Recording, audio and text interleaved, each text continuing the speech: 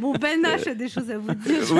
Oui, sans transition, c'est émouvant ce midi que vous soyez là, Jarry, aux côtés d'Anne Roumanoff. C'est émouvant pour moi parce que c'est la première fois que j'ai face à moi mes deux sources de revenus finalement.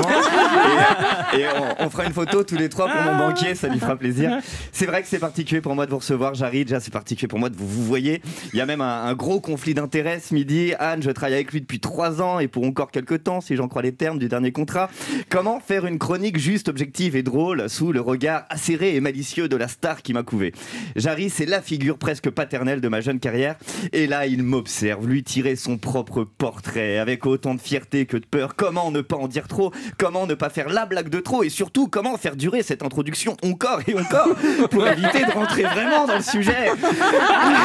Alors, après avoir beaucoup réfléchi, et pour des questions de professionnalisme et par respect pour nos auditeurs, ce papier restera parfaitement honnête, hein, objectif et neutre. Il est hors de question d'en faire trop. Oh, Jarry le magnifique, le grand maître de l'humour, génie du rire et seigneur de la déconne.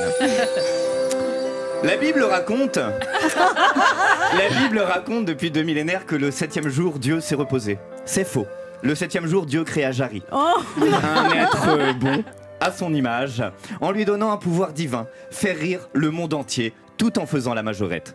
En clair, après avoir créé les chagrins, les guerres et Éric Zemmour, Dieu a envoyé Jarry pour compenser et rendre le monde meilleur.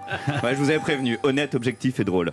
Pourtant, lors de son arrivée sur Terre, la tâche ne fut pas simple pour le petit Jarry. Il se sentait différent des autres. Et sa mère, protectrice, tentait alors de le rassurer. « Tu sais, Jarry, il y a plein de garçons comme toi. » « Ah bon? Tu crois, maman? » « Mais oui, je t'aime comme tu es, fiston. Et sache qu'à mes yeux, ça n'a jamais été grave d'avoir un fils qui perd ses cheveux. » Mais non, ce n'était pas ça. Et Jarry le savait au plus profond de lui.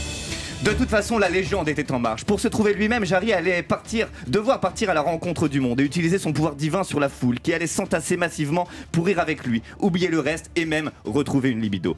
Car Jarry fait aussi chavirer les cœurs des femmes et aussi le cœur des hommes. La légende raconte même que Jarry aurait eu une relation avec Johnny. Une relation secrète que le chanteur racontera subtilement dans sa célèbre chanson « Oh Jarry, si tu savais tout le mal que tu m'as fait. » Mais c'est comme ça, Jarry c'est l'homme que tout le monde s'arrache et qui a la générosité d'en donner presque à tout le monde et pas mal à moi, je te remercie. Le public, la télé, Arthur, mais aussi le cinéma, de plus en plus, et désormais 2 petites personnes qui ont vite pris 2 grandes places, ses enfants.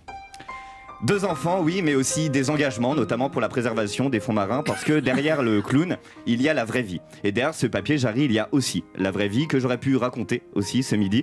Mais cette fantaisiste chronique, à ton image, venait du cœur. Ce n'était pas des blagues, Jarry, c'était de l'amour, masqué par de la pudeur. Oh.